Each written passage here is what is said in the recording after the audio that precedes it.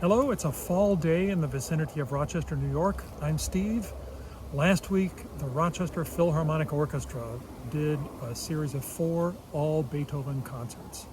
I went to all of them, and so I'm doing a review. Why am I doing a review?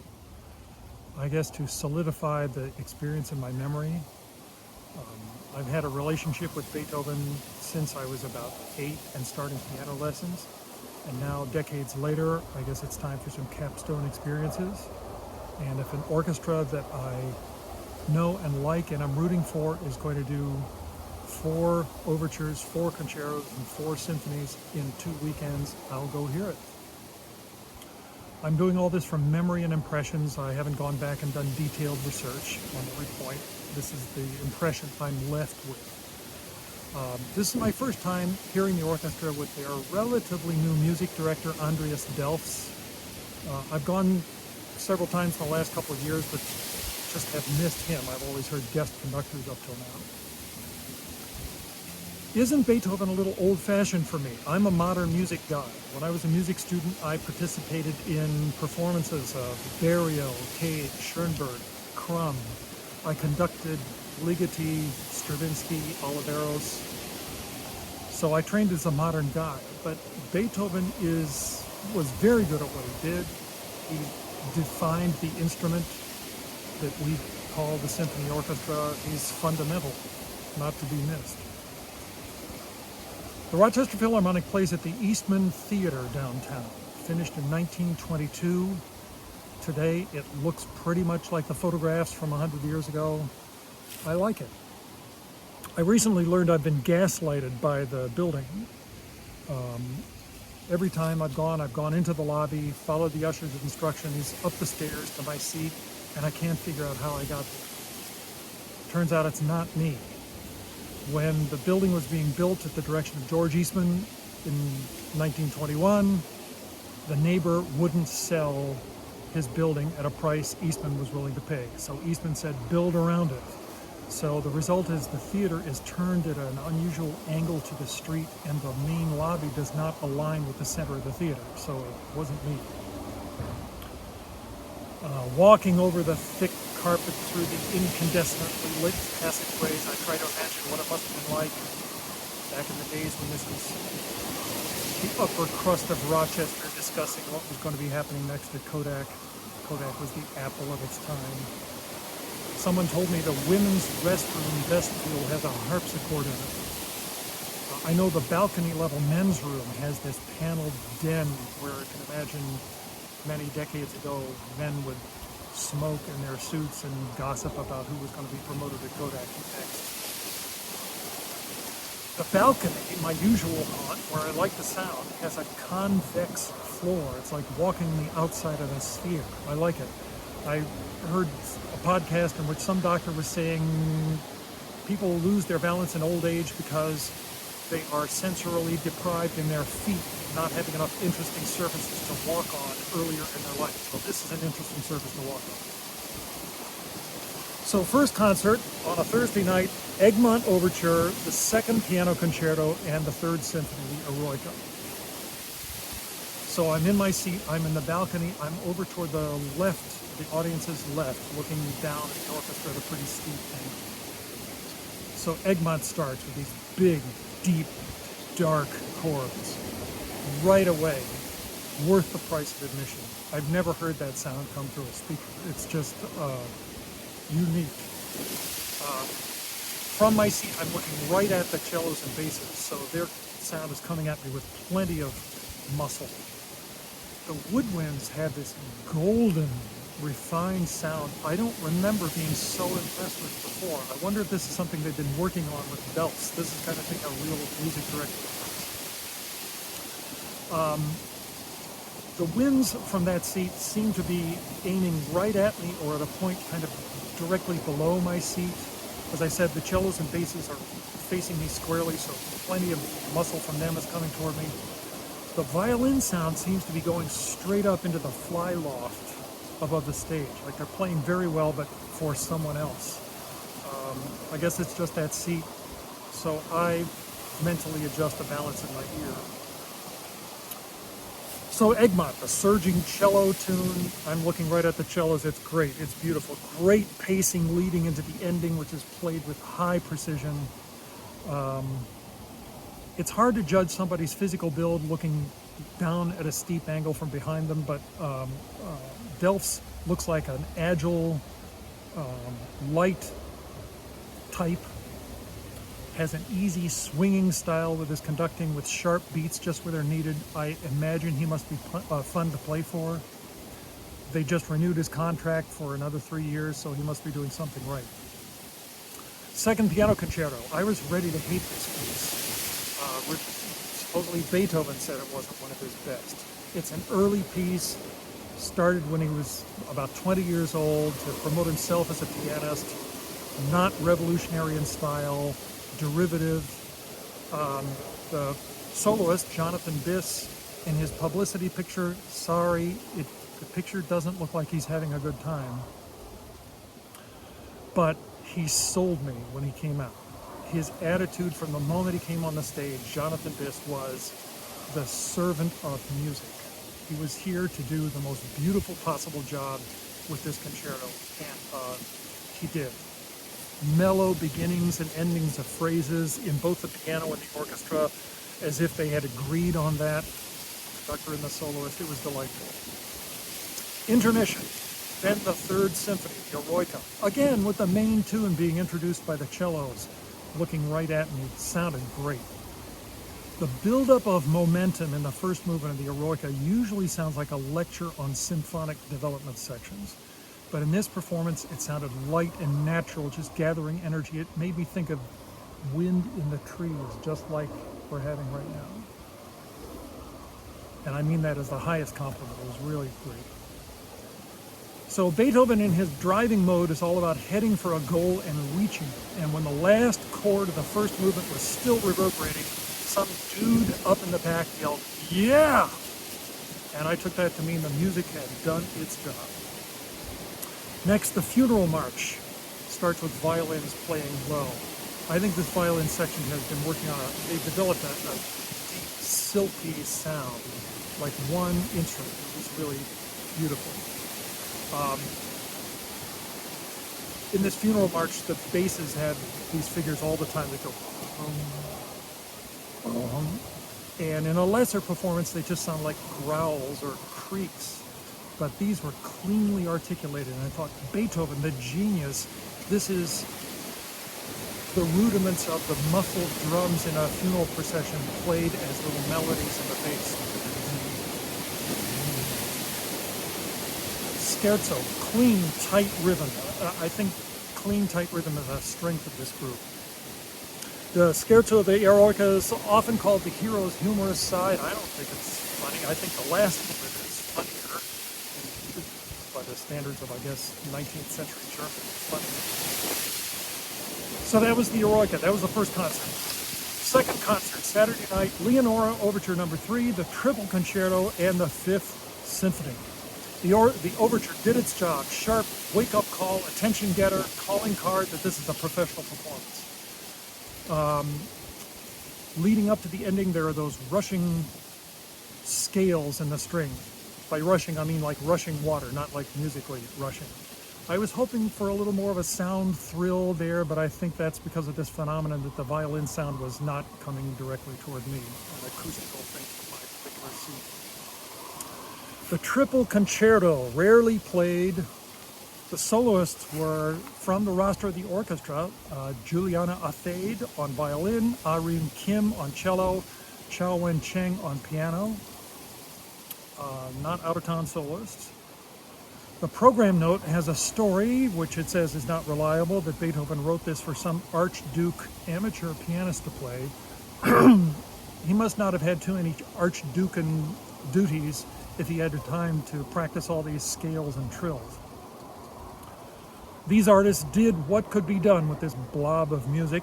It was composed to have a little something for everyone and still end before midnight. Now I can say I've heard the Beethoven Triple Concerto. And there are worthy artists within the orchestra to stand in front and play concertos. Fifth Symphony. It's all about rhythm and key changes driving toward a goal. And again, the RPO is great at tight rhythm, and Delfs had perfect timing leading it. I've heard some guest conductors come in, I won't be too specific right now, and they do a well-known piece, and their way of putting their stamp on it is to rush it or otherwise wreck the timing. Delfs, his drama is perfect. He also has some dashing cue moves, including some stylish left-hand gestures that could be meant as much for the audience as for the orchestra. And what's the matter with that? Help them see as well as hear the structure of this movement. Fifth Symphony, first movement, the arrival of the surprise coda was electrifying, just as it's supposed to be. And right near the end, I heard a detail I'd never heard before. The horns give the ba-ba-ba-ba motive in augmentation right before the end. I was never taught that. I've never noticed it in any other performance. Delfs noticed it and made sure everybody else noticed it. Slow movement, that sweet golden woodwind sound really came out. Long notes floating above the gently flowing 30-second notes or fast notes in the strings. The gently bouncing bassoon and clarinet accompaniment figures. The languid contrary motion in thirds, among the highlights of the whole performance. So again, on my seats looking right at the cellos and basses, so when it was time for the trio of the scherzo, the full muscle and power and precision were coming right at me. Delfs drove the tempo fast enough to give some feeling of risk, but the sound was always clear and tightly together. Also very memorable was the eerie, quiet fade out at the end of the scherzo in the timpani. Otherworldly floating string sound so far from everyday experience. So music appreciation always teaches about how Beethoven saves the trombones and the contrabassoon for the last movement announcing the triumphal return to C major. The Rochester Philharmonic winds were so well blended that I didn't even notice the trombones and the contrabassoon as separate instruments. It's just the wind sound got bigger. And the dramatic drive from there to the end had the inevitable pacing and buildup of power without ever losing tone quality. I was expecting to hear a brighter sound from those piccolo scales near the very end, but that sound seems to have gone to wherever the violin sound is going. Third of the four concerts, Fidelio Overture, Violin Concerto, Pastoral Symphony. Now then, I have participated in musical ensembles and theater groups. I've directed musical ensembles and theater groups. I've participated in classes. I've taught classes, and I've noticed what seems to be a general principle. There's very often a sagging or flagging of energy and focus somewhere around 2/3 to 3/4 of the way through, like week 7 out of 10 or week 11 out of 15. And I couldn't shake the feeling that this was happening to the Rochester Philharmonic on the second Thursday in the series. We had played a children's Monster Melodies concert since the last Beethoven, but that was days before. The Fidelio Overture was perfectly fine. It's short, though, over almost before it even gets going, and it seems to need to be followed by something other than rearranging furniture for the arrival of the soloist for the next piece. To me, the Violin Concerto is Beethoven representing calm, health, sanity, balance, strength, taking a break from shaking his fist at thunderstorms. I was looking forward to this as the soloist, Mr. Benjamin Beilman, came on stage. One of my fellow conducting students at Indiana decades ago used to describe music in terms of food. Anything from a singer's voice to an entire opera could be rich cake, thin soup, etc.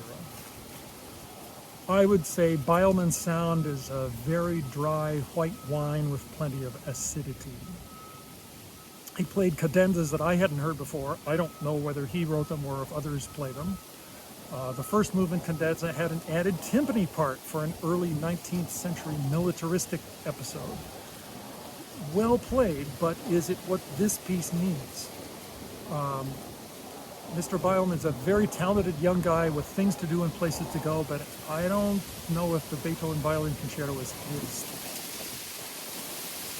Pastoral Symphony, it's quiet and sustained. That's hard to do. It's also long and has a quiet ending, which alone takes it off the top shelf of guaranteed audience pleasers. The opening with these very simple string chords in F major was just beautiful. It promised the tonic that I was looking for. Beautiful, unique sound. The light rhythmic patterns of the development section, which anticipates the minimalists of 200 years later. Clear and serene, as was the gentle ending. The scene by the brook, second movement, is long with almost endless, low, thick 16th notes in the strings. There are moments of transparency, but it feels like a lot of work to get to them. But who am I to criticize Beethoven's orchestration? Halfway through, I noticed that I was hearing the music better. The HVAC blowers in the Eastman Theater had turned off. I don't know if it's a good sign that I noticed that. After the scherzo comes the musical thunderstorm, which is both thrilling and adorable. The transition into it was timed just right. Everybody woke up. Alas, I was hoping to hear a lot more timpani. The timpanist could steal the show here.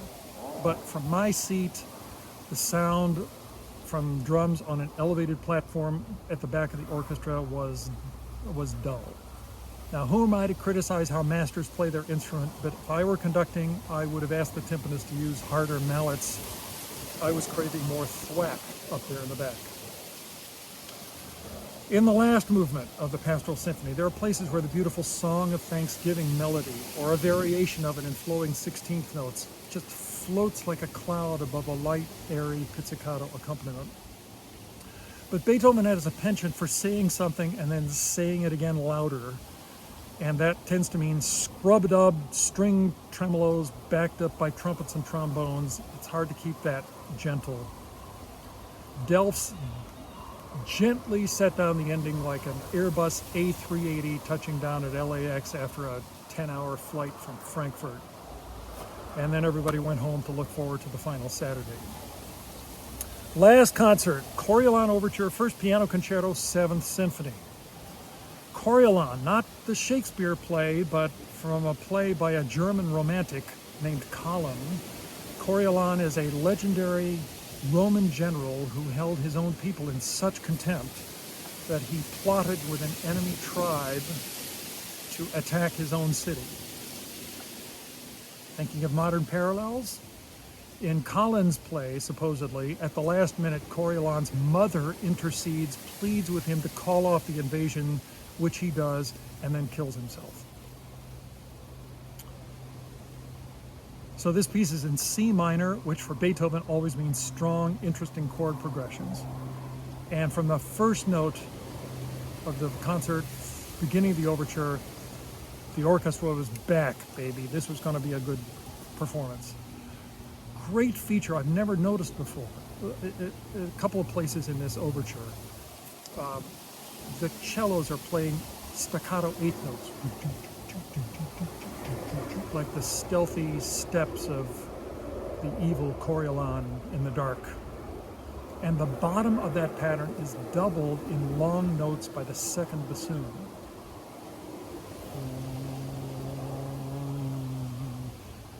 On paper, it looks like an orchestrational oddity, but hearing it in this performance, it was the most elegant musical representation of the inner sickness and evil of Coriolan as he's doing this plotting. It was a great revelation. So again, with the long notes and the woodwinds, making the concert. The ending of the Coriolan Overture, on paper, it's just the barest, simplest, emptiest, dominant ninth chord resolving to one. But the way they played it, it's just a sound like nothing else in human experience. It was eerie, floating, mysterious, amazing. Second Piano Concerto. It's another one from Beethoven's very early years, coming up as a pianist, establishing himself. The soloist is John Nakamatsu, who's played many times with the Rochester Philharmonic, well-liked, looks totally comfortable with this job. In this early concerto, the function of the orchestra reminded me of a political convention where they play a warm-up video before Mr. Big comes out that surveys the hero's life from his humble beginnings to his great early deeds to the achievements of today and the promise of tomorrow. And then Mr. Big comes out and says, oh, yes, it's all true. I remember very well when there we were. This is the relationship between the orchestra and the piano in this concerto. The many moods of Mr. Beethoven, beautifully delivered by John Nakamatsu. The last movement of this concerto, one of Beethoven's cheeriest tunes. They played it fast. As I said, this group loves rhythm. It was a happy experience, the concerto. Then the last piece in this 6.5-hour experience, the 7th Symphony. The slow intro shows off the sections of the orchestra one by one, starting with those golden woodwinds. Everybody was at their best. Then, you want rhythm? This symphony delivers rhythm. Delfs made the transition into the rhythm seem just effortless and inevitable. Under the cheery flute tune at the beginning, the little string rustlings were exactly on time. Then the slow march, the orchestra convincingly demonstrated why this piece was one of Beethoven's greatest hits. You can just hear it growing in these clearly defined pieces. Then the presto scherzo and the allegro con brio finale paced for flawless flow from beginning to end.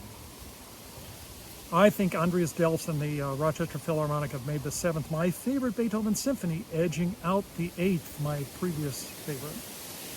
Again, Delfs with his stylish cues. Now, I grew up watching Zubin Mehta with the LA Philharmonic. Zubin is stocky, short, kept his feet planted most of the time.